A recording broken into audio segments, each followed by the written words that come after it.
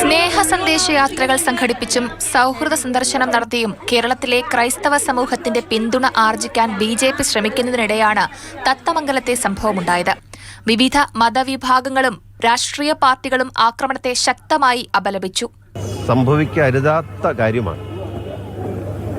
കാരണം നമ്മുടെ നാട്ടില്, പ്രത്യേകിച്ച് കേരളത്തില് വലിയ ഒരു സാഹോദര്യ ബന്ധം വിവിധ മതവിശ്വാസികൾ ഒരുമിച്ച് പാർക്കുന്ന ഈ കൊച്ചു കേരളത്തിലുണ്ടല്ലോ.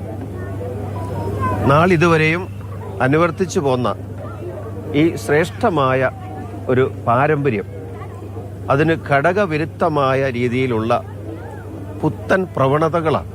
ഇവിടെ ഒരു വ്യക്തമായ വൈരുദ്ധ്യമുണ്ട്.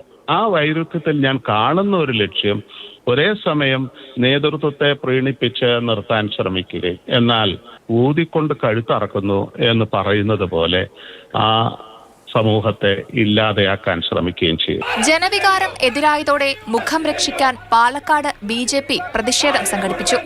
ഈ പുൽക്കൂട് തകർത്ത സംഭവവുമായി ബന്ധപ്പെട്ട് യഥാർത്ഥ പ്രതികളെ കണ്ടെത്തുക, ആ കണ്ടെത്തി ശിക്ഷിക്കണം എന്നാണ് ആവശ്യം. യഥാർത്ഥ പ്രതികളെ കണ്ടെത്തുന്നതുവരെ ഭാരതീയ ജനതാ പാർട്ടി സമരം ചെയ്യും. സ്കൂളുകളിലെ ക്രിസ്മസ് ആഘോഷം തടസ്സപ്പെടുത്തിയ സംഭവം മതേതര മനസാക്ഷിക്ക് നേരെയുള്ള വെല്ലുവിളിയാണെന്ന് മന്ത്രി V. ശിവൻകുട്ടി അഭിപ്രായപ്പെട്ടു. News desk, Mathrubhumi news.